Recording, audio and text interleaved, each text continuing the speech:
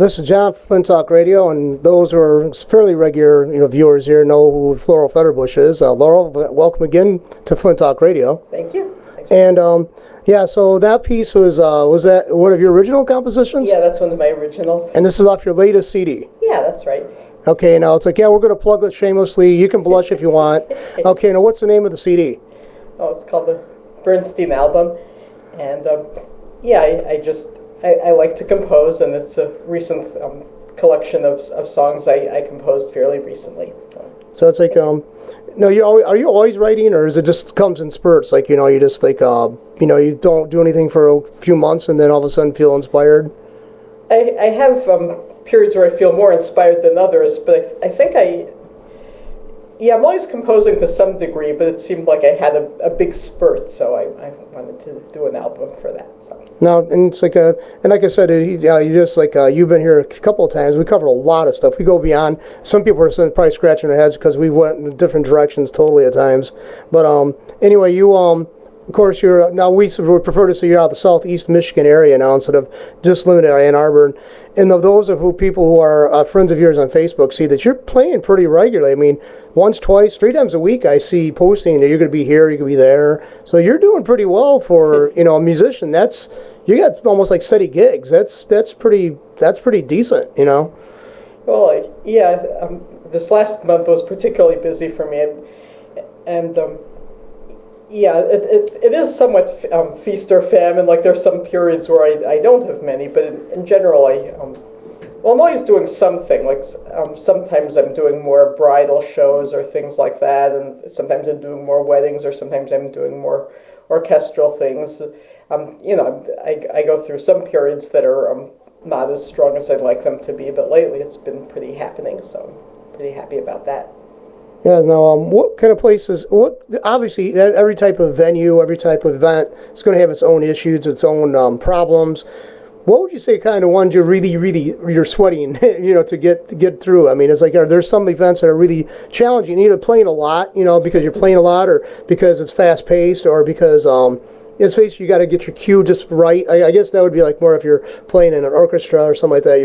You have to have your timing down perfect. Right. Well, one thing it's kind of surprises me, though, a lot of the local communities have their own orchestras. That's one thing people might not realize, that you don't have to be in Detroit or New York or something to have a symphony orchestra. A lot of the local communities have orchestras, like there's a Rochester Symphony or Livonia Symphony or the Flint Symphony. I don't think I've ever played in the Flint Symphony, but I have played in a lot of the other orchestras.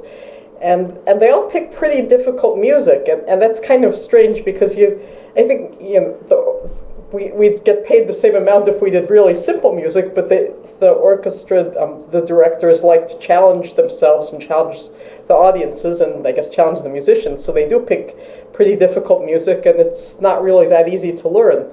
Even if we have like a children's concert or something where you'd think it would be pretty easy music, it isn't. I have to put a lot of work into that. So now, how often do you have to? How far out do you get the material that you're going to be playing? I mean, do you get it sometimes it's handed to you that night, or is it usually a week away? Or occasionally you get some last minute thing. That's usually if someone didn't realize that a piece that hadn't been sent to me or something like that. It's usually an aberration. But usually I tell them I want to get it in advance, but sometimes they can't get it to me as much in advance as we'd like. But even if they send it to me in advance, often I have to budget it in with the other things I'm working on. So sometimes I can't get to it as intensely as I'd like, before, like a week or two before the concert. And yeah, but I do try to get the music in advance because I have to put a lot of markings. There are special harp markings you need to do, and I liked. Some people are better sight readers than I am. Some people could probably just sight read the music the way it is, but I think in general harpists do need to do, put in the pedal markings. Like on the harp, you can't. I don't know if people know how the pedals work on the harp. There's a pedal for there's 7 pedals, A, B, C, D, E, F, and G, and that's how you get the sharps and flats. So if a piece has a lot of accidentals, like sharps and flats that aren't in the key signature, you have to move the pedals. like that's D flat, and if I move the pedal, it becomes D natural, and if I move it again, it becomes D sharp. You can't really see the pedals from the camera, I'm sure, but yeah, I try to arrange the camera. Sometime when you come up here, I swear we're going to have that table out. We'll have cameras at all angles, so people who want to try to study this at home, can do that. Yeah. So, but because when you film bands, record bands, you definitely make every effort to concentrate on the guitar player's fingering. You also the bass player, what he's doing, even the drum player. You try to give them a few minutes of their glory, because people they were watching that, and you can learn a lot just simply by. You don't even have to have the volume up. You could just see the fingering and stuff like that. Some people are really good at music, knows exactly what's going on. Right. So and you said fingerings. I often have to write in a lot of the fingerings. I mean, some of the fingerings are pretty simple. You could look at a passage and just tell immediately how to finger it, but often you can't do that, or the fingering isn't so obvious. So I like to write the fingerings in a lot of the time, but not all harpists might do that. That's me. And some of the rhythms too. If there are complicated rhythms, you have to figure those out ahead of time. Now, like in the age of internet, say somebody says, "Well, I can't get it to you. I could." They'd probably have the option of faxing it to you. The sheet music, but email now is convenient. You can often get music quicker that way. It's like another thing too, though. I mean, if you try to go on your own, though, say you're playing this song, but there's a particular way of it's a particular arrangement, for the same song, especially when it's been around for a while. So that would be confusing trying to find the right one, because a lot of times that simply might not be available online. Right. Well, that's true. There's sometimes I might assume that from the title that I've done something before, but when I get the actual arrangement, it might be a different arrangement of the same song. Right. It happens once in a while. Yeah. I just see. There's always things like technology too. Now, I also see the one before we go on. I hope I'm not giving all these secrets, but you have a tuner that's electronic tuner. Mm-hmm. So I mean, years ago you just simply had to do that by ear. Yeah, and I still try to do as much of it by ear as I can. I usually get the original, one or two, or three of the notes from the electronic tuner, and I do the rest of it by ear. But if I'm playing with an ensemble where precise pitch really does matter, I might do, the entire harp pretty much with a tuner. But if I'm doing my own, playing by myself, where it matters more whether I think it sounds like it's in tune, I try to do as much of it by ear.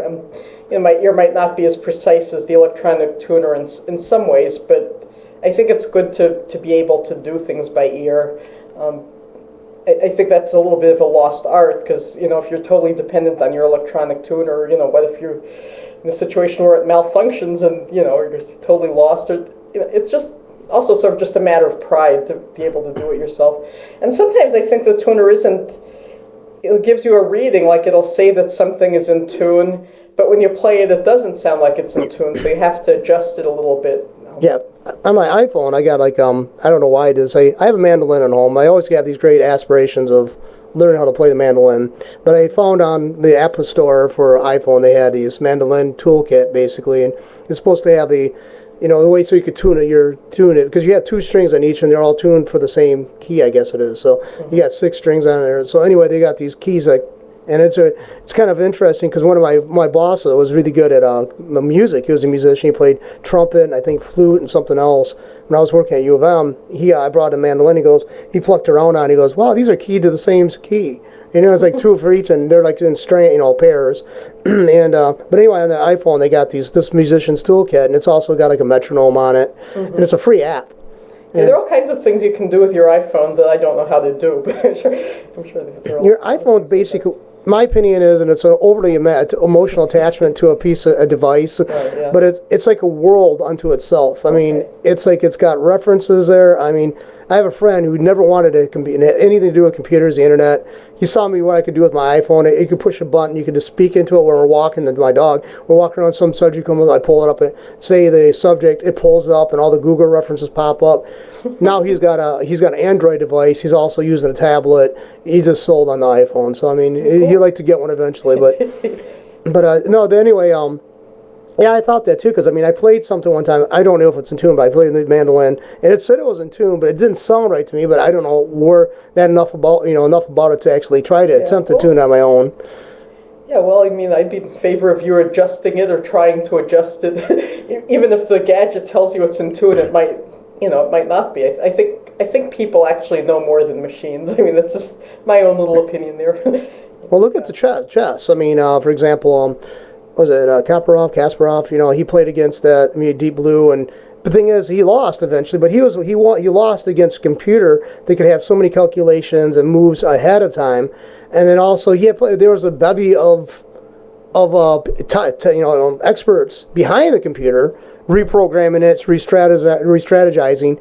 So I don't think he should feel dismayed, at all, dejected. Oh, I mean, yeah. this guy's an amazing player. I mean, Right. basically, he was playing how many other people Yeah. maybe suffered a loss, but my God, That's so, right. So I think that what it is amazing. I remember years ago reading the 3-Pound Universe. So it was a company volume for the PBS series, and it was the calculations they gave at that point of computation, or with computing at that level at that time. It was early mid 80s. I'd say 86, 87.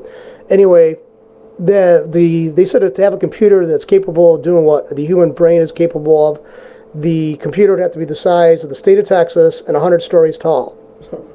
That's amazing. Wow. And so when you talk about artistic ability and what a heuristic is and all the algorithm. Algorithm is more specific. Like you do this. There's like numerical values to stuff in an algorithm, I guess. But heuristic is basically what we also call rule of thumb. If this, then this. You gauge it. But the thing is, we can make those distinctions so rapidly with heuristic. For the most part, is going to be in the ballpark, right in the ballpark. Now, heuristic, I mean, algorithmic thinking is going to be more specific. You want that for the engineers. You want those people to have those specific things. But see, I see things in cognitive psychology with a view of cognitive psychology, and music is so integrated. We talked about this before. It's just there's such an integration going on that it's so weird too, because you've been involved in harp playing and other musical endeavors. Probably not fully aware of how much is going on in your brain and your body at the same time when you're playing. Yeah, I know that sometimes, like, if I try to think about something else while I'm doing it, that'll make me make a mistake, because you really need your full attention. And there's certain kinds of things that you can think about while you're playing that won't distract you so much. But you want to try to be as focused as you can on what you're doing, because it really does demand pretty much your full attention.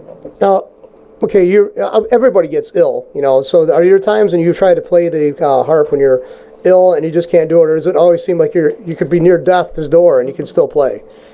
Well, that's one thing. I'm actually pretty of course, knock on wood. It seems like my body pretty much cooperates with my playing, because sometimes, like, I wake up in the morning and I feel like, I'm really not going to be able to do this. I feel sick or whatever it is. But if I know that I have a harp job to play, it seems like my body will sort of rally its defenses or whatever, so I'll be able to play the job. And then maybe when I get home again, maybe I'll not feel so good. But it seems like, in general, it seems like it sort of puts me in the best health. I mean, I did get chicken pox when I was in college, and I couldn't play. So, playing the harp didn't make my body fight off the chicken pox. But in general, it seems like I can get motivated and get into better health than I might be if I were just sitting around or something like that. Now, it's like, obviously, when there's like lean periods and you're, not getting gigs, there's probably the temptation, maybe I chose the wrong career. I think that crops up. Does that crop up for you, or? Yeah, thing is, I guess I'm not one of these jack-of-all-trades kinds of people. Like, there aren't a wide variety of other things that I know how to do. In fact, I don't know if there's really anything else I know how to do very well, that I'd be able to actually get paid for. So I'm kind of limited in that way. There are other musicians who might who actually do have day jobs, some other career that they're really fabulous at, and they do music kind of on the side. But this is pretty much what I do, and it's kind of So I think you see the world through from a harp stool's position. They see the world. That's their worldview. I mean, it's like I think anybody's caught in an endeavor that basically demands so much such a high level of commitment initially. I mean, you're a kid making the first decision to do this. Yeah, my parents, when I was 7, thought I should play an instrument, but they let me pick which one I wanted to play, and I'm not sure exactly when the harp became my favorite instrument. That we probably said this before on the show. That I watched The Friendly Giant, and I think a little puppet character played the harp, and they had harp music in this theme song or something.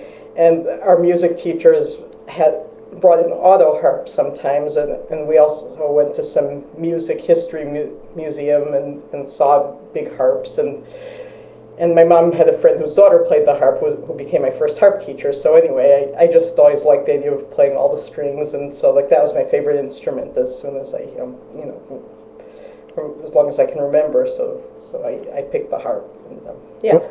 When I was a kid, the reruns of I Love Lucy was on, which they still are, by the way, 5 o'clock a.m. on what channel was it? Show, yeah, 5 a.m. They're from till about 5 to 7 a.m. They play back-to-back episodes. But it was when Lucy and the family, her clan, went out to Hollywood, and she met up with Harpo Marx. And that was the first time when I was a kid, I saw that episode. Yeah, Harpo's actually my favorite harpist. Yeah, because he was phenomenal. Mm-hmm. He was phenomenal, and it was just like this goofy character, almost a clown makeup, almost the way he appeared. I'm sorry, that was his real appearance, but right. It looked like he had clown makeup on. But just an amazing talent. Sort of the fact that he was such a good comedian, even though I guess the Marx Brothers, it's not my favorite style of humor, really. But I think that kind of gives people. The way it sort of detracts from Harpo's mastery of the harp. People think of him as sort of a clown, played the harp as sort of a novelty act, but he was actually a fabulous harpist. Like, I think he's the best harpist that I've ever seen, because he just played with so much passion, and he could play classical and popular, and played them both fabulously. I just think he was a really inspired musician, and the fact that he's a comedian, I think in some way detracts from what a good harpist he was. Yeah, see, a few months ago we had Shoshone Flint in here from Art in America. Mm-hmm. She's a harpist as well. No, you actually had the pleasure of meeting her years ago. Yeah, she's really good. Mm-hmm. And it's like, the thing is, how many professional harp players out there would you say that would have national noteworthiness? They're all noteworthy for their talent. Yeah, there was Andreas Vollenweider was very popular years ago. I think he's still around. I haven't kept up with what he's doing, but he was one of the more popular harpists on the national scene. And then there's Florence and the Machine is a pop rock band that features a harp sometimes. I guess I haven't seen them lately, but they were on like Saturday Night Live, and there was a harpist on stage, and so that was good. But usually there isn't. There aren't that many nationally known harpists. There are people who are known in the classical music world, but not so many that everyone would know. Now it's like, see, when you play, like, I know that, there's different cultures we talked about this too in past shows, but for those who might be, this is the first time show that we've seen with us, we've talked about there's like a lot of cultures had a form of harp. Mm-hmm. Near East, Middle East, all the way up to, and I don't know how far, did it come in from, the East up to Ireland, because that's a sign, the harp is a sign of, Ireland. Right. Is there a definite type of style differences between, say, obviously between the classical and maybe the stuff they would play in Ireland? But you're capable of playing both, because you used to have a small Celtic mm-hmm. harp. Yeah, I actually do have a little Celtic harp. I'll bring that in. Oh, you got another one. These times. And there are different kinds of harps. There are the small lap harps, and then the South America has some kinds of harps that are a little bit bigger. They're almost as big as this harp, but they're very lightweight, and you can carry them around. And they don't have foot pedals. I was explaining foot pedals a little while ago. I think those ones have levers. Most of the folk harps have levers that you get the sharps and flats with the levers.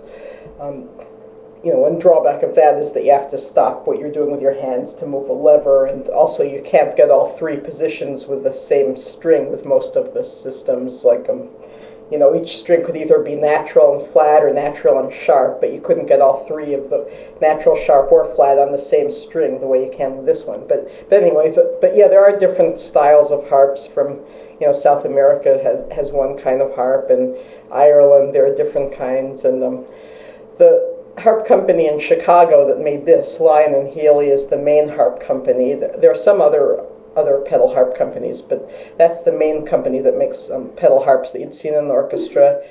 and they also make some harps that are sort of Celtic style harps, the style of a folk harp, but they're not. A purist might say, no, those aren't the real thing, but I mean, I think they're very good. I don't know, I guess different people have different opinions about, which is the best kind of folk harp, but they actually do make folk harps.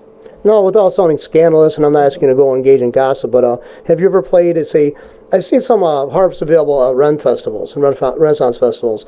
I don't think everything's going to be the same. I think some quality is going to be off. Have you ever played a harp that you knew just flat out was not something you wanted to buy? Well, there are harps that, sometimes if you don't maintain your harp well, I have to have some maintenance work done on my harp every year. So if you don't maintain it well, it can develop buzzes, or even sometimes if you do maintain it, for whatever reason, the weather changes or something, some strings will start to buzz, or maybe the wood will develop sympathetic vibrations, and that's really annoying because, sometimes you can do things to try to get around it, like you can stuff cloths and, or cotton in different parts of the harp that'll, eliminate some of the buzzing, but sometimes you can't figure out a way of doing that, and, that can be annoying.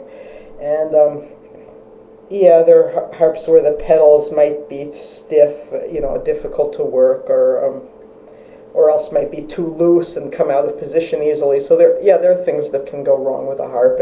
Or some harps might just not sound as, it might be softer sounding or louder sounding. So I guess in general I try to make friends with whatever harp I'm working with, so that, I guess my feeling is that instead of having to have the best possible instrument at your disposal, you should try to get the best sound you can on whatever instrument you're dealing with.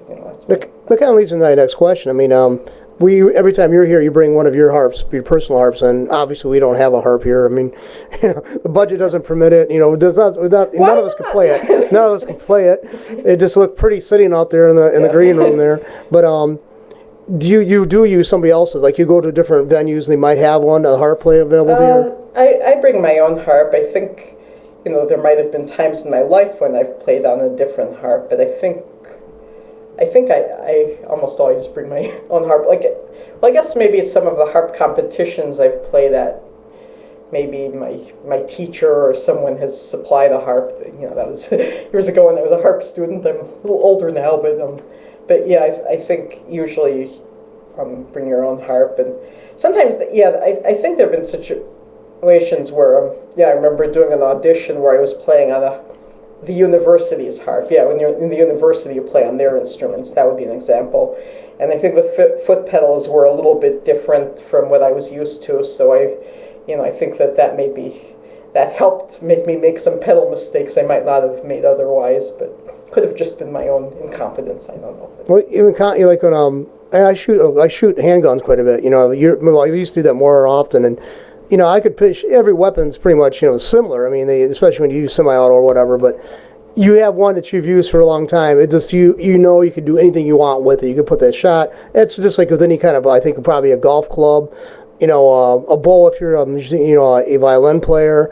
So, I mean, I think everybody, let's face it, you feel more connected to your own harp. I think there's kind of almost like a spiritual connection. As many years you've had that. I mean, I can't imagine though. Your parents wanted you to try out, different instruments, and then you chose the one that cost about the price of a house. Yeah. Yeah, I was a difficult child. Yes. It's like no, she's not satisfied with the $300 clarinet. No, right. She wants the thousands of dollars, and God, I don't even know how much. No, they're saying, well, gee, we're going to have to sell our house, and no vacations for 10 years. Right, yeah. Yeah. So they said, by God, you better stick with it, Laurel. Yeah, well, they did try to divert me when I was in 5th grade or so, see if there was some other instrument I could play, when it became apparent that I guess I had played the smaller variety of harp, the beginning kind of harp that you start with, and then when I was advanced enough that the next step would be for them to buy me a big harp like this, they did try to divert me and see if there was some other instrument I might be be able to play instead. But I did try clarinet, which is a wonderful instrument, but I never got really into playing that. So I stayed with the harp. Besides, it's kind of hard to play that. And then I've seen people have those. They play guitar and they have that thing that holds the harmonica up there close to their lips, so they just basically lean into it and play the harmonica, and they can do that. And that's like the one-man band scenario. Maybe have the. I just couldn't imagine this thing, the harp would require so much effort, I think, to learn, that I just don't think something, it would preclude, going into any other type of instrument. But yeah, well, there are people who play harp who play other instruments too. And one thing, if you want to play the harp, if you start with piano first, that's actually a big head start. I didn't do that, but students I've had who had piano lessons already pick up the harp much more quickly. And I've had harp students who also played the flute and or also played the drums even, and sometimes they preferred the other instrument to the harp, which I don't know how they could do that, but Well, I'll tell you what, we're going to give the people, if you're prepared for it. Well, now this piece you're going to do is also off your CD. Yeah. Okay. This is called Family Fables.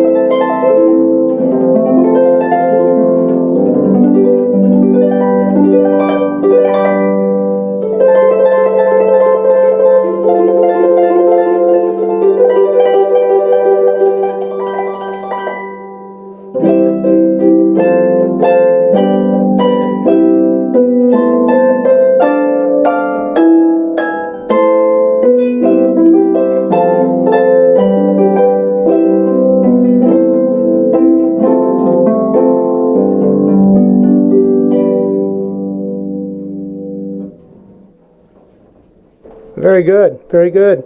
Now, again, what's the name of the CD again? The Bernstein album. Okay, and they can find this where? Where can they get the copy of this? You can email me. It's at laurelfedharp@gmail.com. Okay. Anyway, I'll tell you what. If you want to play one more song, Okay. and we'll wrap this up. And Sure. we have all throughout the show, we've had the information going up to how to contact you, and also we'll tag it with your personal email address. And I hope we get, people, you definitely, you couldn't go wrong having her play in your event. I would definitely, I'm definitely looking forward to when Flint Talk Radio's got more income coming in, we have bigger events, we'll bring you in. So, well, this is actually going to be a Jewish folk song called Hine Matov. Words translated, how beautiful and how lovely for brothers and sisters to live as one.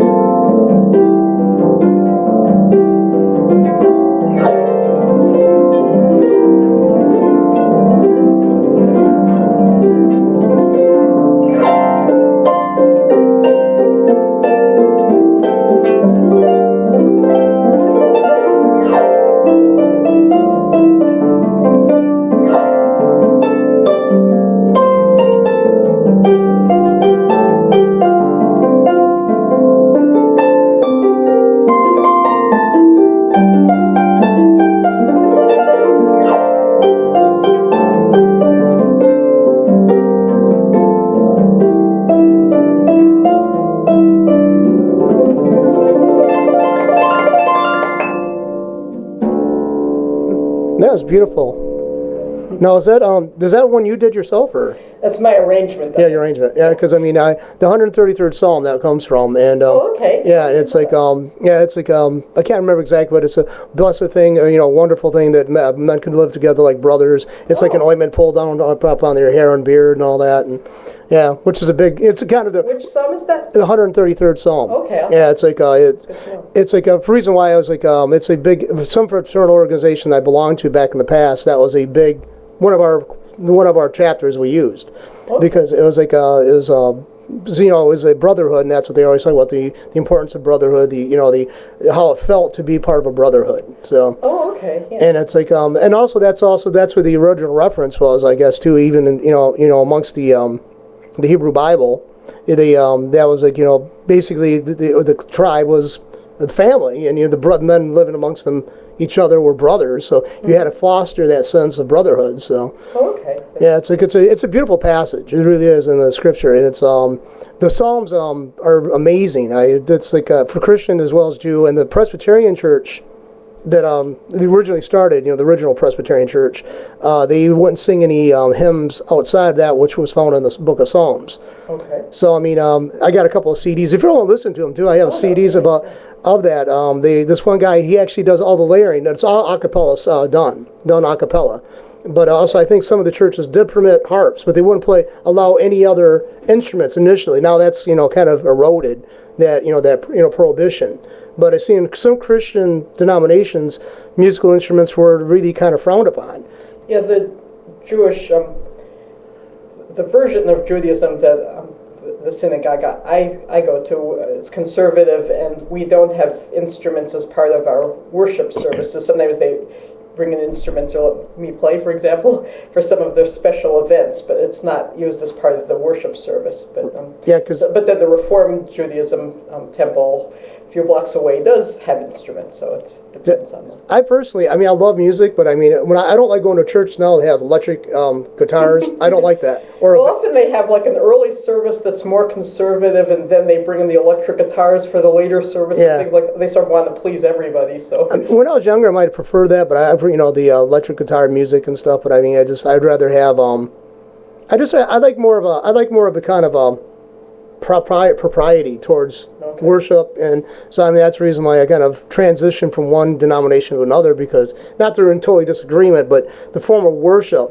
I think matters, and I think just too much of a modernization. I think it's bringing too much of the everyday life into it. I think there should be, when you go into a church or go in a worship center, I don't even like that term, worship center, because to me they look like convention centers.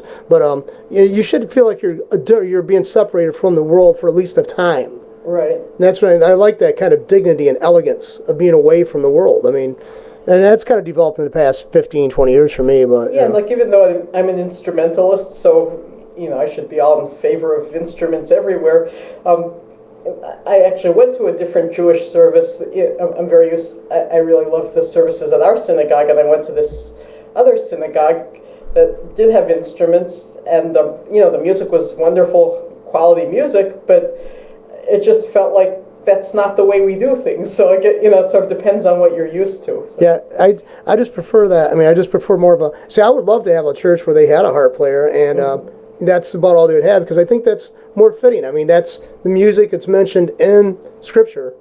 They don't talk about rock guitars, but I guess originally, like in. But I love rock music too, so. I love rock music, but see, I think that's more secular. Okay. I think there should be demarcation, more of a clear demarcation. Pro sacred and the profane. Because it's like, let's face it. But I guess I always thought that was an American thing too. But an acoustic guitar is actually very common and practiced in some Catholic and Lutheran churches in Europe, and was for hundreds of years. That's what I was told. And I'd never been to Europe, and obviously not hundreds of years ago, but it was actually, there's pieces, written just for the guitar, and it was like, considered liturgical or, very very religious music. So, you learn something every day. But I thought, the guitar music, because I'm used to folk guitar music and rock guitar music, and that's, but, let's face it, almost every kind of form of like R&B developed out of gospel. But especially among the blacks in the South and everything else, and the mixing of jazz and all that stuff came together. But largely, most of those singers who were even famous in the original era of R&B when it first developed, and we were aware of it like in the 60s and 70s. There was a heavy element of them people, a strong element of those performers came out of a gospel background. Right. So I mean, there was kind of always commingling. And I mean, it's music, and it's like some of it's great. I mean, I'm not going to denounce it. I prefer if I'm going to a church, I don't want to see a lot of a rock band set up. I mean, and there's some element of phoniness if it's something that's just being done to like bring in the young people, or to, right. If it's not done from a sincere, this is what will bring up our spiritual message the best. When it's just done for commercial reasons or something like that, then that's. I like George Santayana, he was a Spanish-born American philosopher, and I liked what he said. He said, "I can understand something you want something spontaneous, but it always must it always be new." I mean, and there's you can have spontaneity even to things that are more familiar when they crop up unexpectedly. That is spontaneity. It's not. But the thing is, like, music and everything else too has a problem too. Everybody wants to strive to be so original, becomes so bizarre and detached from everything else that nobody knows basically what the hell they're talking about. There's no connection, Yeah, my brother's an architect, and I guess he thinks that originality is overrated. Like, and when they first heard him say that, I thought that was kind of strange. But I guess it's the idea that, often people who are trying so hard to be original that they do things that no one understands, or that no one that doesn't really make sense or isn't appealing. Just for the sake of, I guess, the avant-garde. A lot of the avant-garde exactly is like that. The idea of the yearning for novelty becomes the overarching concern, right. And all the other part of aesthetics are basically abandoned rapidly. I mean, it basically is, in my opinion, becomes like crap. So I mean, it's just to say, look what I can do. It's so that. And you shouldn't really be ashamed if what you're doing is part of some bigger tradition. I mean, there's nothing wrong with doing something that's part of a tradition. I say, like, I remember when I read, wasn't I.S. Rugg, but The Fountainhead. And, the character of the Ayn Rand novel, he was an architect. Mm-hmm. And people hated him because he rejected the idea of just doing things like from the classical world, this classical motif, like, this kind of a front, these kind of columns and all this stuff. And I can see that. I can see definitely, especially in that era that novel's written in. Yeah, where it's very repressive. That's true. Well, then very, very repressive. But then that era, too, also had so many amazing materials available that weren't available to the ancient builders. Mm-hmm. Structural steel, you can do more than, you could be, gravity-defying stuff with steel, that you certainly couldn't have done just trying to use a stone, because you have to have something to prop up stone. You could have built a structure and actually go way out beyond, the normal with, the established with steel, and now they give you so much to do, but so all these new materials are available. So I can understand why you want to kind of push the envelope, so to speak, that. Right.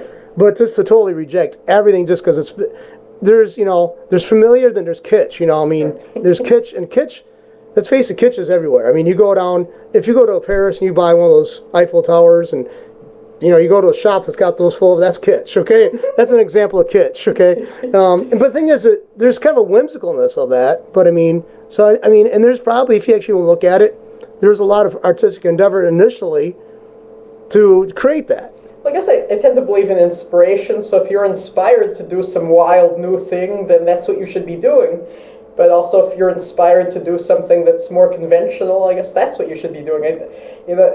I guess as long as, I think it's a little problem when you're doing something just to make a point or just to make a statement, or when it's not something that's really sincerely from your heart, I guess. I don't know. Right. Well, I love that piece, and you said that was your arrangement of that, the last one you played there. And it's like, I just think I can almost hear the words when you're playing that. I can almost hear the words of that chapter in it. Okay. Yeah. And it's I guess that's a little jazzier than sometimes done. And then my mom said that it's often done as a round. I didn't do it that way there, but I guess it can be vocally done as a round too.